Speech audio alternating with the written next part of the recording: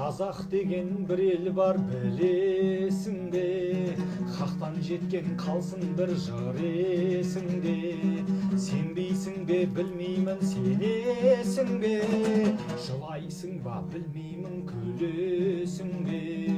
Күлетінің сенбейсің ғажабына, жылайтының сенесің азабына. Жету үшін жүректің жұмағына, шыдап берген жүйкенің тозағына. Даламызда шалқиды әуені, баламызда арманның қара кері. Көкірегі үндескен табиғатпен, қазақ деген құдайдың қар өлеңі. Ойланбай-ақ ел үшін, ойланбай-ақ ел үшін отқа кірген. Бабаларым күн заңын жатқа білген. Қара жаяу жүргенде басқалары, алтын сауыт киініп атқа мінген. Барса келмес оралған сапардан жүз, екі өмірді тең көрген қатарданбыз. Тәуелсіздік қазақтың алтын тәжі, мәңгіліктің жолында ат арбамыз. Даламызда шалқиды әуені, баламызда арманның қара кері. Көкірегі үндескен табиғатпен, қазақ деген құдайдың қар өлеңі.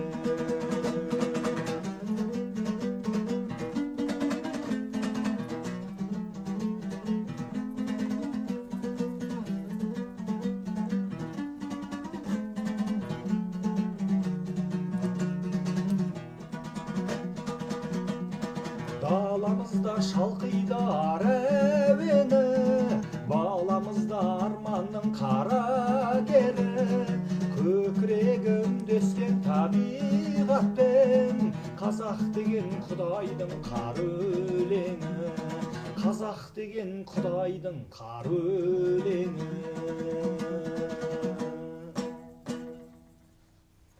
Армысыз, құрметті көрермен. Эфирде Алатау телеарнасы мен Алатау дәстүрлі өнер театрының бірлескен жобасы Асыл мұра бағдарламасы.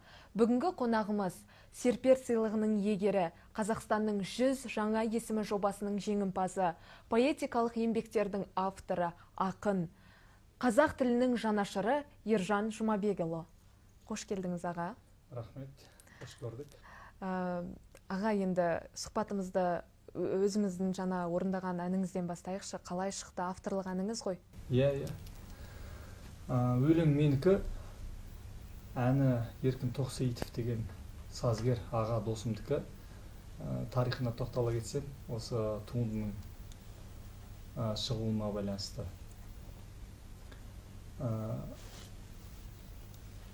Түркияда докторлығымды оқып жүрген кезде, жазда қайта Қазақстанға келеміз ғой. Сонда әуежайда отырған Ататүрік атында. Қазір ол жабылды, одан да үлкен аэропорт ашылды Стамбулда. Сосын кофе ішіп отқам, қасыма екі жігіт келіп жайғасты. Біреуі ағылшын, біреуі түрік. Үшеуміз жақсы әңгімелесіп кеттік. Сосын ағылшын жігіт айтады маған, қазақ деген ел барын білмепті, маған қысқаша тарихын айтып берші. Енді біз қазақпыз дейміз, жиын тойда, басқа жерде жиналып, біз мықтымыз деп, өз мерейімізді өзіміз тасытып жатамыз ғой. Ана жігіт танымай тұр. Сосын сөзімен түсіндіріп бердім. Енді кейбір зерттеушілердің айтуы бойынша, Сармат деген Каспийдің жағалауында өмір сүрген екен. Ал Экскалибур деген қылышты тастан суырып алатын ағылшындардың королі болған Артур. Оның өзі арғы тегі осы Каспийдің жағасында өмір сүрген сарматтар деп айтады. Сонда айналып келгенде біздің жерден шыққан деп айтуға болады. Соны түсіндірдім. Одан кейін жер көлемі бойынша білесіз, әлемде Қазақстан 9-ші орын алады. Глобуста енді оқшырайып көрініп тұр ғой жеріміз. сосын ұшаққа мінгеннен кейін Алматыдан Стамбулға шамамен 5,5 сағат ұшады. Сол бұлттың үстінде бір құйылып түсті. Қара өлең деп әдейі алдым, өйткені ол қазаққа ғана тән дүние. Біздің ұлттық колоритіміз, қай тілге аударсаң да басқасы шығады. Сосын қазақ ұлтының сөзі екені білінеді. Сосын бұл әдебиет жағынан ойлау керек те, қазақ деген Құдайдың қара өлең деп алғам сол. Немесе екінші атауы бар, ағылшынға қазақта таныстыру. Бұл мини поэма сияқты шығарма негізі. Осы 5 жұмағын алып, әлгінде атын айтқан сазгер ағам ән шығарған. Бұл әнді Алатау деген топ орындап жүр. Көңілімнен шығады. Сосын 2019 жылы ғой деймін, Абай облысы Үржар ауданында менің өлеңдерімнен поэзиялық марафон болды. Facebook әлеуметтік желісінде. Сол кезде 19 мемлекеттен 780-дей видео келіп түскен. Аға, енді өзіңіз өлең де жазасыз, ән де жазасыз, әнші ретінде де танылып жүрсіз, басқа да өнерлеріңіз бар. Ал қайсына басымдық бересіз? Енді ақындығым бірінші орында ғой. Әнді бала кезден айтам, сазгерлік кейіннен келді. Өлең сөздің патшасы дейді Абай Құнанбайұлы. Поэзияда адам баласына ортақ мұң, арман, сағыныш, қуаныш, үміт бар. Сол үшін жүрекке жақын келеді. Өлең деген сөз өнері, ал сөздің энергиясы болады. Өлең болсын, сөз болсын, мысалы сап-сау адамның өзін бір ауыз өлеңмен немесе бір шумақпен жаман жағынан қолдансаң рухын сындырып жіберуге болады. Ал жақсы жылы өлеңмен немесе сөзбен, қара сөзбен төсек тартып жатқан адамның өзін, яғни көңілін нұрландырып, орнынан тік тұрғызуға болады. Сөздің энергиясы деген сол. Сондықтан бір-бірімізге жақсы жылы сөзді айта беруіміз керек деп ойлаймын. Ал енді қазір жасанды интеллект қарқын алып келе жатыр ғой. Сіздің ойыңызша енді өлең, қара өлең қалып қалмай ма соның салдарынан? Проза мен поэзия жасанды интеллектте өркендейді әлі. Әзірге сол жүйе жазған мәтіндерде ақыл бар, бірақ сезім жоқ, пәлсапа жоқ. Сондықтан ақын немесе жазушы жазған шығарманы ешқашан алмастыра алмайды-ау деп ойлаймын. Сонымен қоса, бұл технология бүкіл дүниені жасайды. Мысалы, екеуміздің сұхбатымызды да ЖИ дейміз ғой, сол видео түсіріп, кәдімгідей әңгіме дүкен құрып отырғандай жасап бере алады. Тағы бір қызық жағы, кейбір кісілерге қарағанда ЖИ мен сөйлескен әлдеқайда қызық, әлдеқайда күшті. Сосын бір өкінішті жағы, біз артта қалып келеміз көштен, шамамен 50 жылдай. Өйткені қазір жи мен мидың соғысы басталып кетті. Үшінші дүниежүзілік соғыс деген осы, адамдар әлі түсінбей жатыр. Бірақ супер интеллект әлі қалыптаса қойған жоқ. Сондықтан Қазақстанның әлемдік нарықта бәсекеге қабілетті болу үшін қазақ жастары жаппай IT маманы болуды қолға алу керек деп ойлаймын. Түсінікті. Ал шығармашылық еркіндік дегенді қалай түсінесіз? Туған інім, ол да PhD, мен сияқты ғалым Қуаныш Жұмабекұлы деген. Соған арнаған бір өлеңім бар еді. Қиялымыз жеткен бұл нәрселерге қолымызды жеткізер Құдайымыз деп айтқан едім. Ойда, қиялда шекара болмайды. Шығармашылық еркіндік деген сол шығар. Жалпы ақын адам ішкі шындығынан қашпау керек. Яғни ішкі қайшылықтарымен, қалауларымен, қорқыныштарымен қашанда жүздесіп тұруы керек. Ал жаңағы шығармашылық еркіндікте болу үшін адамға тыныштық қажет.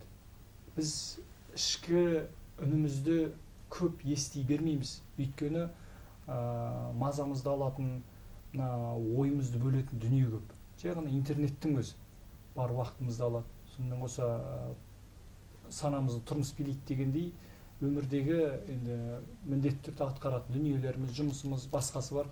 Сол кезде ол жалғыз қалғанда әсіресе сол жүректің үнін адам естиді. Әсіресе шығармашылықта жүрген жандар. Түсінікті. Аға, енді ақыннан хал сұрама, жыр сұра дейді ғой. Тағы да бір туындыңызды орындап берсеңіз. Жақсы, олай болса бір өлең оқып берейін, одан кейін ән болсын, яғни бір ет, бір май деген. Мархабат. Төрт анық, өмір шауып өтетін тұлпар дейме, бақыт әні келтеме шырқар үйде, абайсында абызға айналмасаң, үш өлім бар адамға бұл фәниде.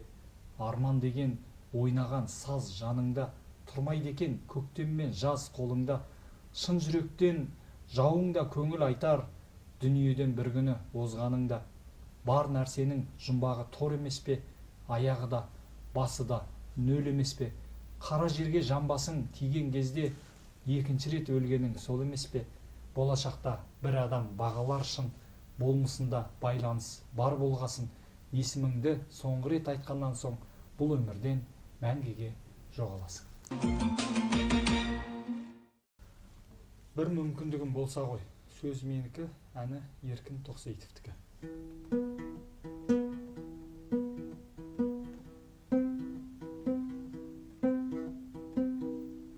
Өмірім бітпес қанша ой, көңілім шіркін толса ғой, басымнан бәрін бастар ем, бір мүмкіндігім болса ғой, нұрланып мөлдір көзіңнен, өртеніп қайта өзіңмен, мен сені тағы сүйерем, дәл осы шексіз сезіммен, мен сені тағы сүйерем, дәл осы шексіз сезіммен.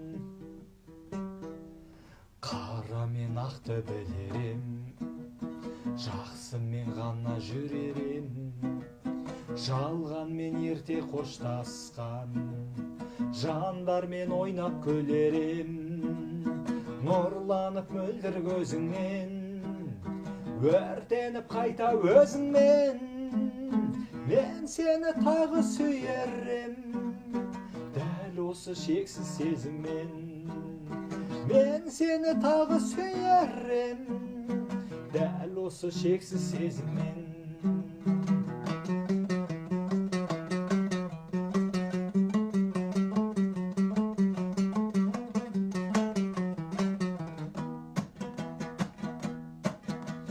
Барынша біліп бес күнді, бағалап жаңа ескімді, ренжімес едім ешкімге, ренжітпес едім ешкімді, нұрланып мөлдір көзіңнен, өртеніп қайта өзіңмен, мен сені тағы сүйерем, дәл осы шексіз сезіммен, мен сені тағы сүйерем, дәл осы шексіз сезіммен.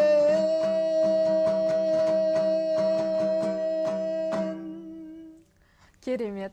Аға, енді сіздің жазған әндеріңізді осы біздің эстрадамыздың жұлдыздары Мақпал Жүнісова, Саят Медеуов, Нұрлан Албан сынды әншілер орындап жүр ғой. Қазір қандай сазгерлермен жұмыс жасап жатырсыз? Әлгінде орындаған туындымды Саят Медеуов орындап жүр. Одан да бөлек көп әншінің репертуарында бар, елімізге белгілі. Марат Омаров деген сияқты. Зивара, Фарида Жолдасова, айта берсек көп. Сазгерлерге тоқталсақ, Арманбек Сұлтан, Жарылқасын Дәулет, Сырым Алпысбаев, Рахат Баймұрзаев, Сырым Нұрмолда, Құралай Қырықбаева және тағы басқа сазгерлермен шығармашылық байланысым бар. Кейінгі кезде өте тығыз жұмыс істеп жүрген әлгінде атын айтқан Еркін Тоқсейітов. Өйткені ол кісі әнге өте тиянақты қарайды және жауапкершілігі зор. Кез келген шығарманы жазу үшін ақын болсын, сазгер болсын, шашынан тырнағына дейін сезінуі керек. Еркін Тоқсейітовте сол қасиет бар. Біраз туындыны жарыққа шығардық. Мақпал Жүнісовадан бастап көп әнші топтар орындап жүр. Нақтырақ айтсақ, өмір, мысалы, ол тек немен тұр, суретпен ғана тұр ютубта. 3 миллионға жуық қаралым жинаған. Басқа да аккаунттарға салынған, мен олар танымаймын. TikTok болсын, қай жаққа жүктелсе де аз дегенде миллион қаралым жинайды. Клипі жоқ, бірақ ол әнді Батыс Қазақстанда мықты өнерпаз Ерлан Қуанышев деген жігіт бар. Ол да орындап жүр өмірді. Одан кейін Немерем деген туындымыз бар. Осы Ераға екеуміз бірге жазған. Жүректегі мәңгілік махаббатым, қыз ұзату, қазақ деген құдайдың қар өлеңі, әлгінде сіздерге орындап берген домбырамен. Одан бөлек шын сезім, таңдаулым көп енді айта берсем. Сондықтан екеуімізде шығармашылық тандем бар деп түсінемін. Аға, тағы бір әнге кезек берсек. Жаңа өмір деген туындымды айттым ғой. Қай платформаға салынса да өте көп қаралым жинайды, аз дегенде миллион. Соны орындап берейін, қалбаңыздар.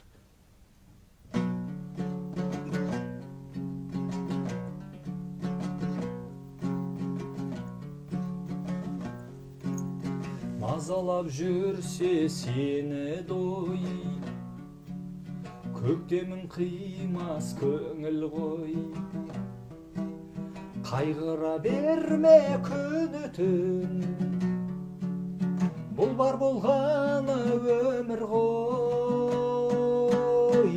Өмір аппақ таңның сәлемі, өмір бақ секілді әдемі. Өмір ақ пен қара алмасқан, өмір көңіл күйдің әуені. Арманым кейде алдайды, үмітің сөнсе сол қайғы. Сынақтың өтпей бәрінен, басыңа бақыт қонбайды. Өмір аппақ таңның сәлемі, өмір бақ секілді әдемі. Өмір ақ пен қара алмасқан, өмір көңіл күйдің әуені.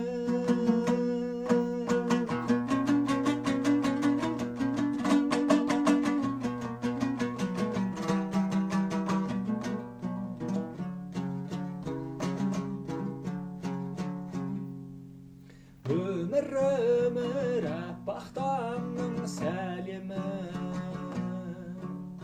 өмір бақ секілді әдемі. Өмір ақ пен қара алмасқан, өмір көңіл күйдің әуені. Өмір көңіл күйдің. Енді бүгінгі жастарға қандай ұлттық идеология, рухани бағдар беру керек деп ойлайсыз? Ең бірінші өзіміздің болмыс бітіміміз, яғни қазақтың салт дәстүр, әдет ғұрып, сөз байлығына назар аударту керек. Өйткені сөз байлығы адамның өз байлығы, сөз құдіреті адамның өз құдіреті. Сол үшін өткенімізді білсек, болашаққа баруымыз жеңілірек болады. Себебі біреудің таңсығын қаңсық қылудың қажеті жоқ. Біз өзіміздің менталитетпен ғана жарқырап шыға аламыз. Мысалы кей-поп болсын, басқа болсын, сол салада жүрген әншіні апарып жаңағы жанр дамыған елге сайысқа қатыстырыңызшы, ешкім таң қалмайды. Ең жоғары деңгейде өнер көрсетсе де. Ал біздің бір дәстүрлі әншіні алайық та, сол жаққа апарып ән салдырайық. Мысалы Молдабай дегенде Молдабайды, немесе басқа да Қазтуғанның толғауыма тік тұрып шапалақ ұрар еді деп ойлаймын. Себебі оларға ерекше көрінеді, өйткені домбыра қазақта бар. Сосын біздің әндердің диапазоны кең ғой, оу деп айтқан кезде біздің ерекшелігіміз сол деп ойлаймын. Ұлттық идеология деген алаш ордашылар бар ғой, солардың шығармалары. Мысалы Халел Досмұхамедов зоология, биологияда қызмет етті. Олар 5 аспап болған ғой, жай ғана бір саланы ғана алып жүрмеген, 8 қырлы, бір сырлы деп соларға айтылады. Жұмахан Күдерин ботаникада мықты болды. Мағжан Жұмабаев педагогика, Жүсіпбек Аймауытов психология, Мұхтар Әуезов әдебиет саласын дамытты, Ахмет Байтұрсынов тіл білімі, Әлімхан Ермеков математикада қызмет ете жүріп, қазақтың мерей үстем болу үшін барынша еңбек еткен. Өйткені көбі тек ғылыммен айналыспаған. Сонымен қоса прозаны, поэзияны қатар алып жүрген. Шығармашылығына, өмірбаянына қарап отырсаңыз қайран қаласыз, қалай үлгерген деп ойлайсыз. Себебі ол кезде қазіргідей интернет жоқ, техниканың өзі бір жерден бір жерге тез барамыз ғой. Ол кезде айлап жүрген деген сияқты бір қаладан бір қалаға жету үшін. Сондықтан идеологияның түресі осы алаш ордашылықтардың шығармалары деп ойлаймын. Меланхоли. Ғаламат деп өмірді, аяулы деп көңілді, тұрақты деп сенімді, сагарматха кемел деп, асқақтығын көрем деп, тұнық мұхит терең деп, ең жақсы ай сәуір деп, бәрі адам бауыр деп, табыт болса ауыр деп, жан дегенің тәтті деп, қарғысты ең қатты деп, залымға да бақ тілеп, періштенің жүзі ақ деп, ғасырларды ұзақ деп, уақыт қана тұзақ деп, ақтың ақ боп қаларын, күннің мәңгі жанарын, айтпа маған тоңамын. Сенікі жөн дегенмен кей қағида көнерген, тек жұбаныш өлімнен біреуге сыр бермеуді, ешбір жанға сенбеуді, жанды жалғыз емдеуді үйретті ғой бір кісі. Адам сынды түр тұсы, қайғырғаны күлкісі, қара жермен кемені жүргізгендей боп еді, дос санағам мен оны. Осымен бағдарламамызды қорытындыласақ, ел жұртқа айтар тілегіңіз болса? Сіздерге шығармашылық табыс тілейміз, денсаулықтарыңыз мықты болсын, ғұмырларыңыз ұзақ болсын.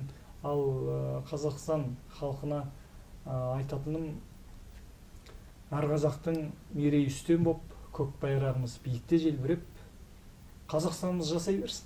Ал құрметті көрермен, келесі кездескенше аман есен болыңыздар.